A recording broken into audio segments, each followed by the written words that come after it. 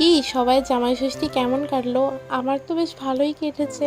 মানে আছি তো বাইরে, কিন্তু ওকে রান্না করে দিয়েছিলাম। শাশুড়ি নেই তো কী হয়েছে, শাশুড়ির মেয়েই রান্না করে দিয়েছে। তো যাই হোক, আজকে বানিয়েছিলাম আমি একটু মিষ্টি দই। প্রায় 2 বছর আগে বানিয়েছিলাম এই মিষ্টি দইটা।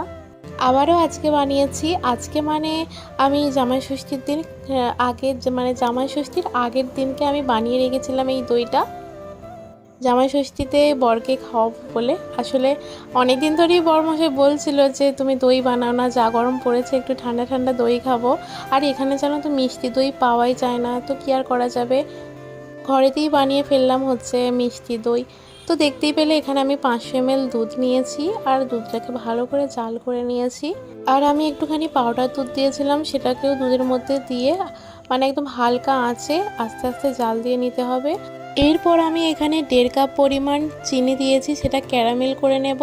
দেখো এখানে ক্যারামেল করা হয়ে গেছে। আর এর মধ্যে যে দুধটা আমি জাল করে রেখেছিলাম সেই দুধটা এর মধ্যে দিয়ে দেব। আস্তে আস্তে করে ভালো করে নাড়তে হবে। আর এটা দেখবে দলা পেকে যাবে, কিন্তু ভয় পাওয়ার কিছু নেই, আস্তে আস্তে নাড়লে দলাগুলোও ছেড়ে যাবে।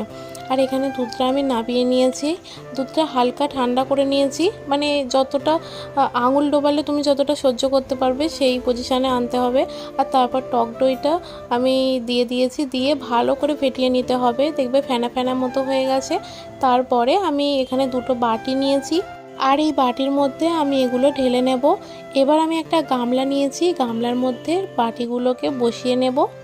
বসিয়ে ভালো করে ঢাকা দিয়ে দিয়েছি। এটা আমি রেখেছিলাম ওই 12-13 ঘন্টার জন্য, আর সময় থাকলে আরও বেশিও রাখতে পারো। আর এখানে আমি কালকে সকালবেলার মানে জামাই ষষ্ঠীর দিনের হচ্ছে মাংস রান্না করছিলাম, আর বাকি মেনু তো আমার ভিডিও করা হয়নি। তো এই যে আমি আজকে একটু শাড়ি পরেছিলাম, চান টান করে চলে এসেছি। আর এখন বরমশাইয়ের হচ্ছে জামা কাপড়গুলো বের করে রাখছিলাম।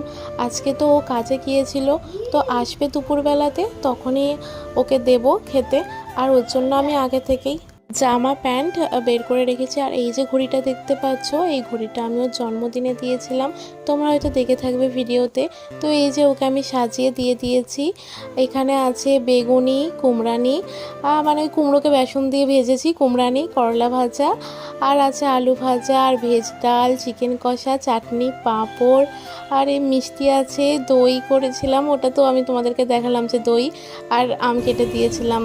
হ্যাঁ, শাশুড়ি নেই তো কি হয়েছে, মেয়ে করে দিয়েছে।